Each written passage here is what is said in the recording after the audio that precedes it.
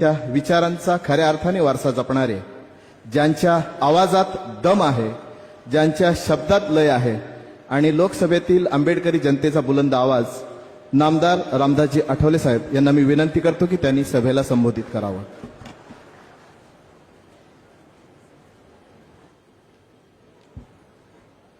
छत्रपती शिवाजी महाराज आणि भारतरत्न डॉक्टर बाबासाहेब आंबेडकरांना विनम्र भावे अभिवादन करू. बाबासाहेबांच्या स्पर्शाने पावन झाले आहे महाडचे 14 तळे. बाबासाहेबांच्या स्पर्शाने पावन झाले आहे महाडचे 14 तळे. त्यामुळे साऱ्या देशात फुलत आहे दलितांच्या, बौद्धांच्या सन्मानाचे मळे. आता आम्ही राहिलो नाही खुळे, आता आम्ही राहिलो नाही खुळे, माझ्या बाबासाहेबांमुळे.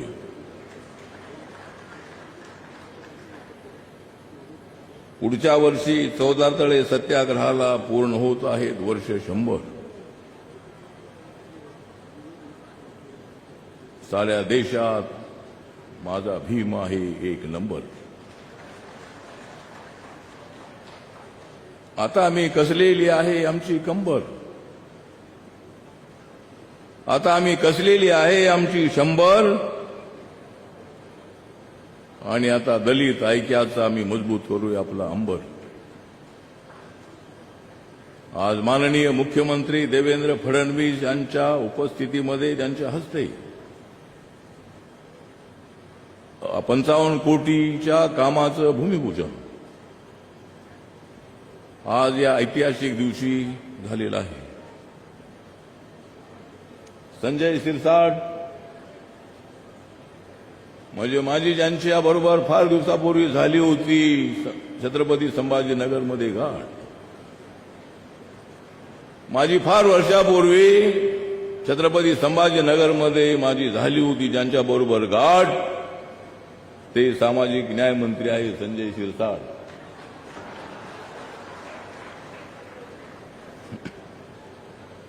या ठिकाणी विधानसभेचे उपाध्यक्ष अण्णासाहेब बनसोडे, बऱ्याच लोकांना पडलेले आहे कोडे. विधानसभेचे उपाध्यक्ष कसे झाले अण्णासाहेब बनसोडे? अण्णासाहेब बनसोडे बौद्ध समाजाचे आहेत.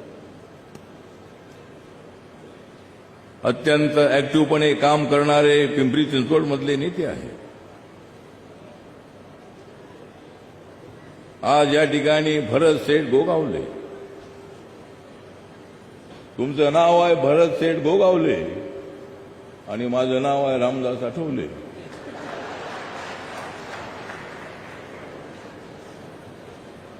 या ठिकाणी उदय सामंत आलेले आहेत.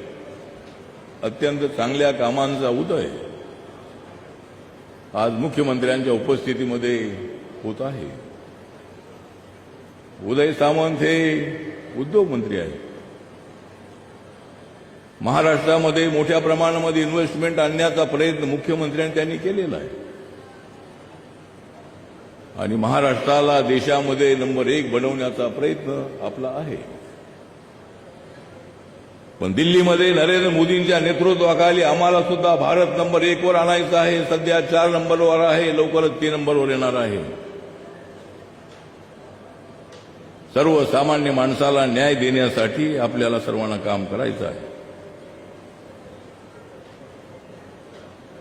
या ठिकाणी सुनील तटकरे साहेब आहेत, खासदार आहेत, राष्ट्रवादी काँग्रेसचे अध्यक्ष आहेत. अजितदादा पवार साहेबांच्या मला आठवण येते. अजितदादा आजच्या या कार्यक्रमाला असते,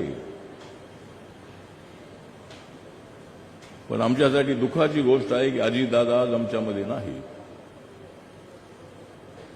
राष्ट्रवादी काँग्रेसचे 41 आमदार निवडून आणण्यामध्ये देवेंद्रजीचा तर मोठा वाटा आहेच आहे, पण अजितदादांचा, एकनाथ शिंदे साहेबांचा त्याच्यामध्ये मोठा वाटा आहे आणि माझ्या रिपब्लिकन पक्षाचा पण त्याच्यामध्ये वाटा आहे. या ठिकाणी आदिती तटकरे, या महिला आणि बाल कल्याणच्या मंत्री आहेत. प्रवीण दरेकर साहेब इथं आलेले आहेत.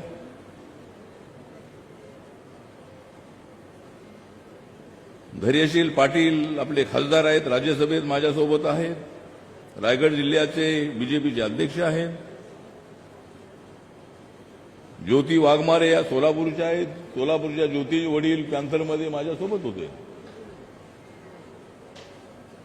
पण तो सुद्धा माझ्यासोबत राहायला पाहिजे होता, पण तू तिकडे गेलीस. आणि एकनाथ शिंदे साहेबांकडे गेलीस म्हणून तू राज्यसभेवर आलीच. माझ्याकडे असते तर तू आली नसतीस.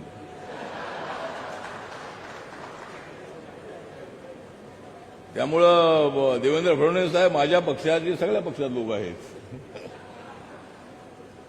तर इथं ज्योती ताई सुद्धा या ठिकाणी आलेले आहेत. जिल्हा परिषद अध्यक्ष मंगेश वाकडीकर आहेत. भदंत राहुल बुधी जे आहेत आमचे बौद्ध धर्माचे मोठे मार्गदर्शक आहेत. आमचे सामाजिक न्यायाचे सेक्रेटरी हर्षदीप कांबळे जिथे उपस्थित आहेत. अत्यंत ऍक्टिव्हली ते काम करतात. आपले समाज कल्याणचे आयुक्त दीपा मुधोळ मुंडे या इथं उपस्थित आहेत. जिल्हाधिकारी किसन जावळे, त्यानंतर एसपी अंचल दलाल, माझ्या पक्षाचे जिल्हा अध्यक्ष नरेंद्र गायकवाड आणि अनेक आपण सर्वजण या ठिकाणी उपस्थित आहात. एक तर आजचा जो दिवस आहे आमच्यासाठी अत्यंत प्रेरणादायक दिवस आहे. बाबासाहेबांना त्यांच्या समाजाला पाणी प्यायला मिळत नव्हतं असं नाही. सर्वात जास्त पाणी पिणारे आम्ही होतो. पण बाबासाहेबांचं म्हणणं एवढंच होतं की गावच्या पाणवठ्यावर, गावच्या तळ्यावर, गावच्या विहिरीवर आम्हाला सुद्धा पाणी प्यायला मिळालं पाहिजे.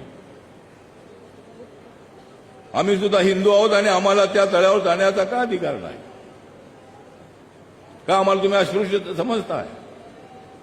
आम्हाला न्याय मिळाला पाहिजे, सामाजिक न्याय मिळाला पाहिजे, म्हणून तो संघर्ष होता, सत्याग्रह होता, शांततेनं सत्याग्रह होता.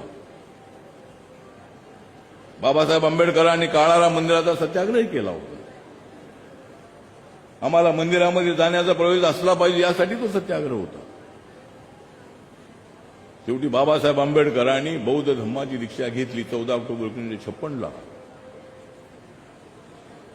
आणि आज गौतम बुद्धांचा विचार मांडणारे अनेक लोक आहेत. गेल्याच महिन्यामध्ये दिल्लीमध्ये माननीय नरेंद्र मोदी साहेबांनी एका सर्व बौद्ध मूर्तींचं आणि अनेक गोष्टींचं त्या ठिकाणी उद्घाटन केलं म्युझियमचं. आणि नरेंद्र मोदी साहेब म्हणाले की आज जगाला युद्ध नव्हे, बुद्धाची आवश्यकता आहे, शांतीची आवश्यकता आहे.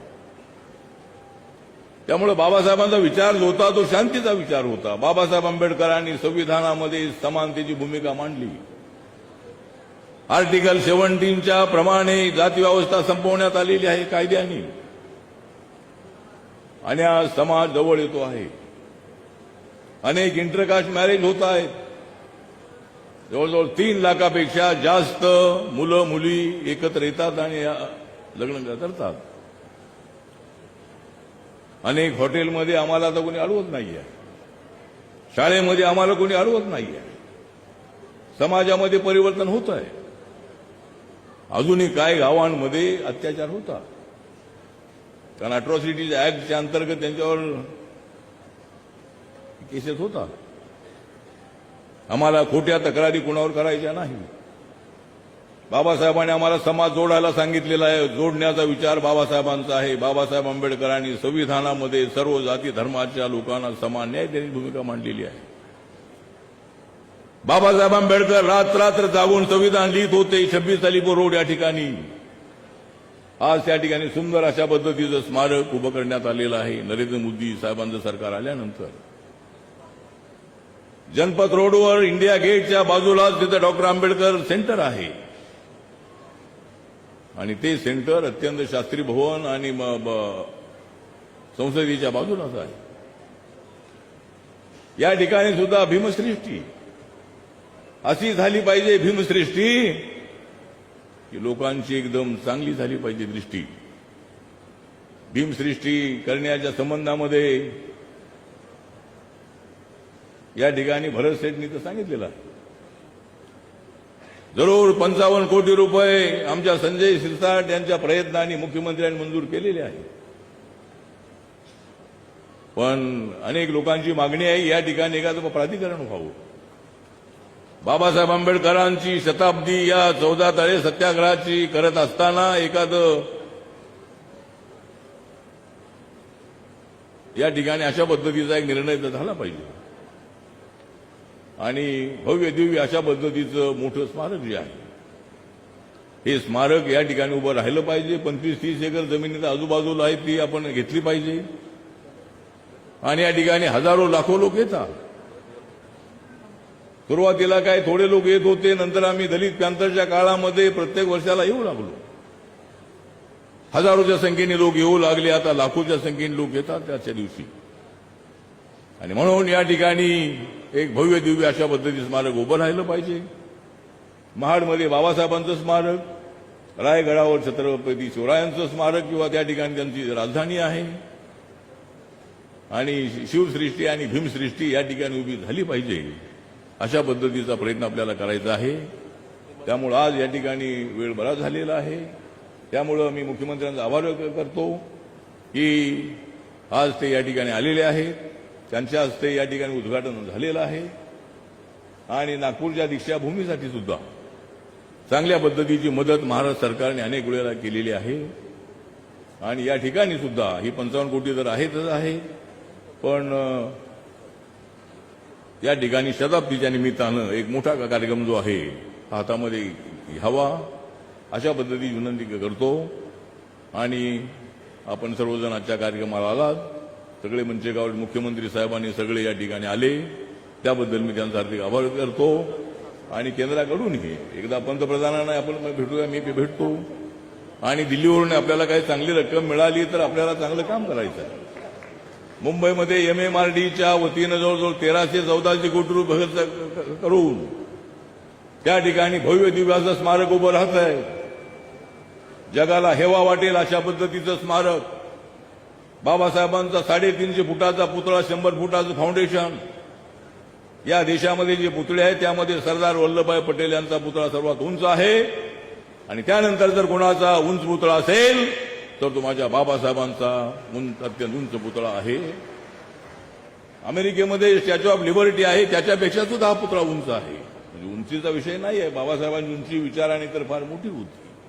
बाबासाहेबांनी दिलेलं संविधान फार मजबूत आहे. हे संविधान कुणालाच बदलता येणार नाही. हे संविधान बदलणार अशा पद्धतीची अफवा उठवून या ठिकाणी बाबासाहेब आंबेडकरांचा कोणी अपमान करण्याचा प्रयत्न करू नका. या संविधानाला कुणी हात लावेल त्याच्या हाताला आग लागल्याशिवाय अजिबात राहणार नाही. कुणीच त्याला हात लावू शकत नाही, कुणीच हात लावू शकत नाहीये. मी ज्या सरकारमध्ये आहे, बाबासाहेब आंबेडकरांच्या कृपेमुळे मला या सत्तेत जाण्याची संधी मिळाली. दलित पॅंथरच्या काळामध्ये गावागावामध्ये फिरणारा मी माणूस, सिद्धार्थ हॉस्टेलमध्ये राहणारा, बाबासाहेबांचा आशीर्वाद नसता तर मला दिल्लीला जाता आलं नसतं, महाराष्ट्राच्या मंत्रिमंडळामध्ये जाता आलं नसतं. त्यामुळं बाबासाहेबांचा आमच्या पाठीमागे आशीर्वाद आहे, आपल्या सगळ्यांचा आशीर्वाद आहे. म्हणून आपण सर्वांनी मिळून जर आपण सगळेजण एकत्र आलो, बाळासाहेब आंबेडकर आल्यास तर बरं तर झालं असतं, पण बाळासाहेब इथं आज आले नाही, त्यांना निमंत्रण होतं. आणि बाळासाहेब आंबेडकर आणि मी, आमची सगळी जी शक्ती आहे, कधीतरी आम्ही सगळे एकत्र आलं पाहिजे, बाबासाहेबांचा कारवा पुढे चालवला पाहिजे आणि गोरगरीब माणसाला न्याय दिला पाहिजे. एवढंच मी या प्रसंगी सांगतो. आणि या 14 तळे सत्याग्रहच्या या वर्धापन दिनाच्या निमित्ताने आपल्या सगळ्यांना हार्दिक हार्दिक शुभेच्छा देतो. नमो बुद्धाय. जय भीम, जय भारत, जय महाड. धन्यवाद. बाबासाहेबांच्या विचारांचं नेतृत्व आणि कवी मनाचं वक्तृत्व लाभलेले रामदासजी आठवले यांच्या मनोगतानंतर कार्यक्रमाच्या निमित्ताने राज्यमंत्री दर्जा लाभलेले आदरणीय जयदीपजी कवाडे साहेब यांचं शुभागमन आपलं देखील सहर्ष स्वागत आहे. यानंतर या कार्यक्रमाच्या पुढील टप्प्याकडे आपण वळत असताना चौदार तळ कसं असणार आहे आणि त्याचं सुशोभीकरण एक्झॅक्टली कसं असणार आहे हेच सांगणारी एक चित्र